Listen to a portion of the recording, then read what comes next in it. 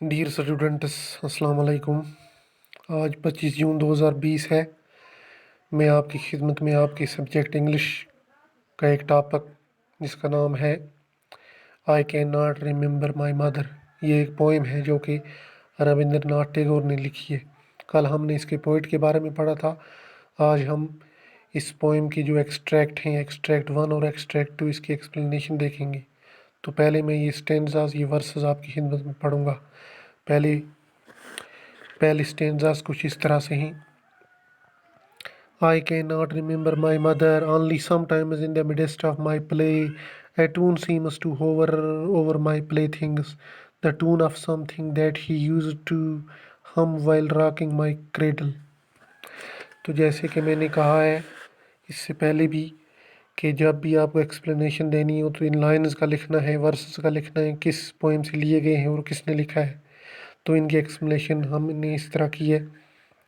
These lines have been taken from the poem I Cannot Remember My Mother, written by Rabindranath Tagore. ये lines जो हैं, ये इशार जो हैं, ये वर्सेस जो हैं, ये लिए गए हैं poem I can not remember my mother, जिसका मतलब है कि मैं अपनी माँ को याद नहीं कर सकता, याद नहीं रख सका, जो कि लिखी है रविंद्रनाथ टैगोर ने, यानी उससे अपनी माँ की कुछ याद नहीं है। In these lines, poet says that he had lost his mother in infancy. Poet कहता है कि उसने अपनी माँ को तब खो दिया था जब वो इन्फेंसी में था, जब वो छोटा बच्चा था। When his mother died, he was a little kid. जब उसकी माँ इस दुनिया से गई तो वो एक छोटा बच्चा था जिसको कुछ भी याद नहीं है कि उसकी माँ किस किस्म की थी। Who could not remember this incident. उसे इस वाक़े के बारे में कुछ याद नहीं है जब इसकी माँ इस दुनिया से चली गई। The poet says that he recalls his mother when a sacred tune falls over him. Poet कहता है कि जब कोई अजनबी सी आवाज़ आती है तो उसे अपनी माँ याद आती है। जब कोई अजनबी आवाज़ उसके ऊपर से गुज़रती है तो उसे अपनी माँ याद आती है। While playing with his toys, जब वो अपने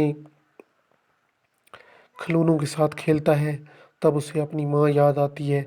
तो वो उस चलती हुई आवाज़ को कंपेयर करता है अपनी माँ की आवाज़ के साथ। The poet senses a tune having over him and recalls it as tune of his mother's song.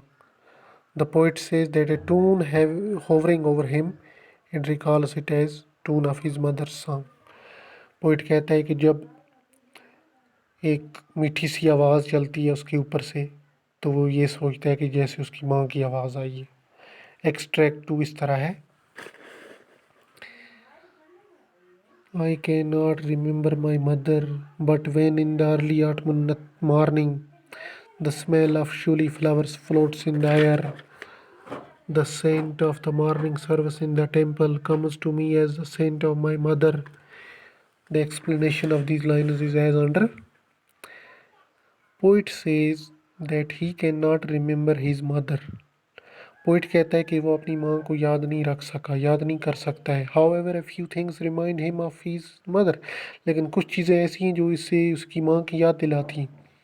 Poet says in the autumn morning, the sweet fragrance of Huli flower reminds him of his mother, as his mother used to visit temple with Huli flowers. Poet कहता है कि मौसम ख़ज़ां की सुबह जब वो मंदिर में जाता है तो मंदिर में जो फूल होते हैं, श्यूली फ्लावर्स जो होते हैं, जो जैस्माइन के फ्लावर्स होते हैं लगे हुए मंदिर में, तो उनकी जो खुशबू आती है और मंदिर की सेंट की खुशबू जो आती है, अतर की खुशबू जो आती है, वो याद दिलाती है कि जैसे वो इसकी माँ की खुशबू है। The scent of morning in the temple seems to the poet as scent of his mother. तो टेम्पल में जो मंदिर में जो खुशबू आती है फूलों की और सेंट की, अतर की, तो पोइट इस खुशबू को अपनी माँ की खुशबू के साथ कंपेयर करता है। तो इस तरीके से आज हमने एक्सट्रैक्ट 1 और एक्सट्रैक्ट 2 की एक्सप्लेनेशन देखी है।